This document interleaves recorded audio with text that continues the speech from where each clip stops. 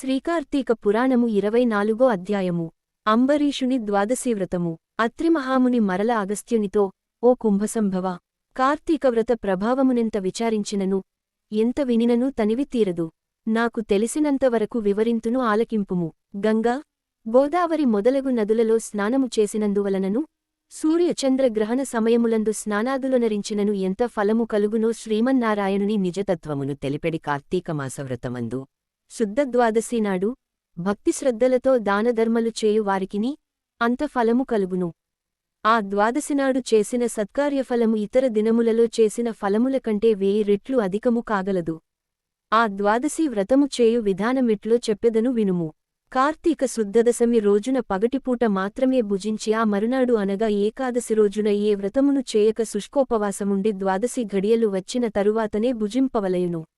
దీనికొక ఇతిహాసము కలదు దానిని కూడా వివరించెదను శ్రద్ధగా ఆలకింపుము అని ఇట్లు చెప్పుచున్నాడు పూర్వము అంబరీషుడు అను రాజు కలడు అతడు పరమభాగవతోత్తముడు ద్వాదశి వ్రత ప్రియుడు అంబరీషుడు ప్రతి ద్వాదశినాడు తప్పకుండా వ్రతము చేయుచుండెను ఒక ద్వాదశినాడు ద్వాదశి ఘడియలు స్వల్పముగా ఉండెను అందుచేత ఆ రోజు పెందలకడనే వ్రతమును ముగించి బ్రాహ్మణ సమారాధన చేయదలచి సిద్ధముగా ఉండెను అదే సమయమున అక్కడికి కోపస్వభావుడగు దూర్వాసుడు వచ్చెను అంబరీషుడు ఆ మునిని గౌరవించి ద్వాదశి ఘడియలలో పారాయణ చేయవలయును గాన తొందరగా స్నానమునకేగి రమ్మనమని కోరెను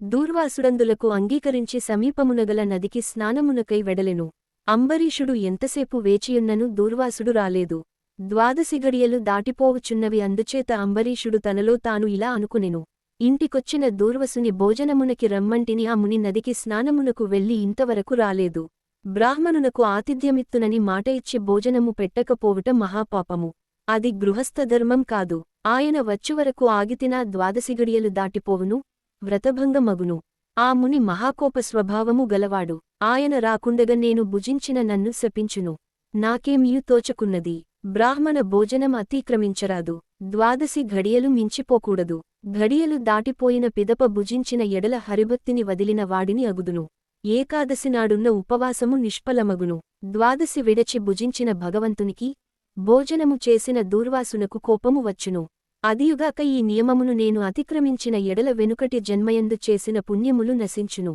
దానికి ప్రాయాశ్చితము లేదు అని ఆలోచించి బ్రాహ్మణ శాపమునకు భయము లేదు ఆ భయమును శ్రీమహావిష్ణువే బోగొట్టగలడు కావున నేను ద్వాదశి ఘడియలలో భోజనము చేయటమే ఉత్తమము అయినను పెద్దలతో ఆలోచించుట మంచిది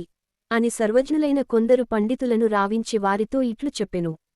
ఓ పండిత శ్రేష్ఠులారా నిన్నటి దినము ఏకాదశి ఎగుటం జేసి నేను కటిక ఉపవాసము ఉంటిని ఈ దినము స్వల్పముగా మాత్రమే ద్వాదశి ఘడియలున్నవి అని జరిగిన వృత్తంతాని అంత వివరించి బ్రాహ్మణుని వదిలి ద్వాదశి ఘడియలలో భుజింపవచ్చునా లేక వ్రతభంగమును సమ్మతించి ముని వచ్చేవరకు వేచియుండవలెనా ఈ రెండింటిలో ఏది ముఖ్యమైనదో తెలుపవలసినది అనుకోరెను అంతటా ఆ ధర్మజ్ఞులైన పండితులు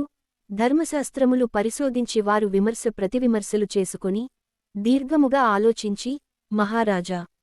సమస్త ప్రాణికోటుల గర్భకుహరములందు జఠరాగ్ని రూపమున రహస్యముగానున్న అగ్నిదేవుడు ఆకలిని పుట్టించి ప్రాణులు భుజించిన చతుర్విధాన్నమును పచనముగావించి దేహేంద్రియాలకు శక్తిను సంగుచున్నాడు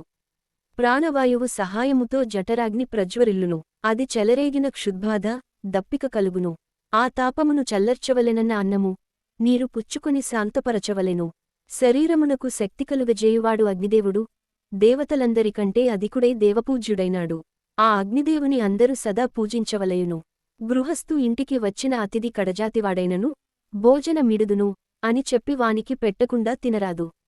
అందులోనూ వేదవేదాంగ విద్యావిశారదుడును మహాతపశ్శాలియు సదాచర సంపన్నుడును అయిన దూర్వాస మహామునిని భోజనమునకు పిలిచి వానికి పెట్టకుండా తాను భుజించుట వలన మహాపాపము కలుగును